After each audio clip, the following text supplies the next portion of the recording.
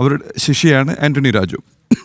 ആദ്യത്തെ ആർഗ്യുമെൻ്റ് എന്ന് പറയുന്നത് എൻ്റെ കക്ഷി ജട്ടി ഇടാറില്ല എന്നാണോ, അത് ചൂട് കാരണം ജട്ടി ഇട്ടില്ലെന്നാണ്. അതെ അതെ, അത് അങ്ങനെ ഒരു ആർഗ്യുമെൻ്റ് അവർക്കുണ്ടായിരുന്നു. ജട്ടി ഇടാറില്ല, ഇവിടുത്തെ ചൂഷണം കാരണം ജട്ടി ഇടാം. പക്ഷേ അങ്ങനെ ജട്ടി ഇടാത്ത ആളാണെങ്കിൽ അദ്ദേഹത്തിൻ്റെ പേഴ്സണൽ ബിലോങ്ങിങ്സിൽ മറ്റൊരു ജട്ടി ഉണ്ടല്ലോ, അത് അപ്പോൾ ആ ആർഗ്യുമെൻ്റ് അവിടെ തന്നെ പൊളിയുന്നു. രണ്ടാമത്തെ സംഗതി, ഇതിൻ്റെ ഈ പറഞ്ഞ അളവ് 85-90 എന്നൊക്കെ പറയുന്ന അളവ്, ഈ ജട്ടി എന്ന് പറയുന്ന സാധനം നമുക്കെല്ലാവർക്കും അറിയാം.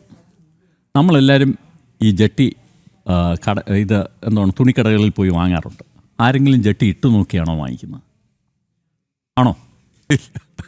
ഇട്ട് നോക്കിയാൽ തിരിച്ചെടുക്കില്ല എന്ന് അപൂർവമായി എഴുതി തരുന്ന സംഗതികളിലൊന്നാണ്. തീർച്ചയായിട്ടും.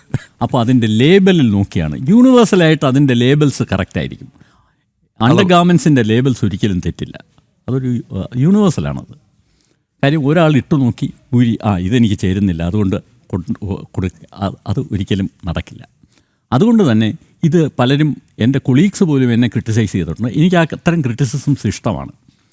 അതായത് ഇതിൻ്റെ അളവ് നേരാമണ്ണം രേഖപ്പെടുത്തുക, ഇത് എത്ര സ്ട്രെച്ച് ചെയ്യും എന്ന് രേഖപ്പെടുത്തിയില്ല എന്നൊക്കെയുള്ള ക്വസ്റ്റ്യൻസ് അത് ഈ കോടതിയിലും വന്നു. പക്ഷേ ഞാൻ ഇതിന് 2 കാര്യങ്ങളാണ് പറയുന്നത്. അതായത് ഏറ്റവും ഇതിനെ നമ്മുടെ ഏത് ഇൻവെസ്റ്റിഗേഷനെയും നയിക്കുന്ന 2 വലിയ പ്രിൻസിപ്പിൾസ് ഉണ്ട്. ഒന്ന്, പ്രിൻസിപ്പിൾ ഓഫ് ട്രാൻസ്പെറൻസി. അതായത് എന്ത് കാര്യം നമ്മൾ ചെയ്യുന്നതും സുതാര്യമായിരിക്കണം, സുതാര്യമായിട്ട് വേണം ഓരോ എവിഡൻസും കളക്ട് ചെയ്യേണ്ടത്. രണ്ടാമത്തത് പ്രിൻസിപ്പിൾ ഓഫ് ഒബ്ജക്റ്റിവിറ്റി. അത് സബ്ജക്റ്റീവായിരുന്നു, ഒബ്ജക്റ്റീവായിരിക്കണം.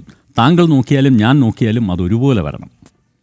അങ്ങനെയുള്ള കാര്യങ്ങളെ നമ്മളിതിൽ കാണിക്കാവൂ എന്നാണ് ഞാൻ പഠിച്ചിട്ടുള്ളത്.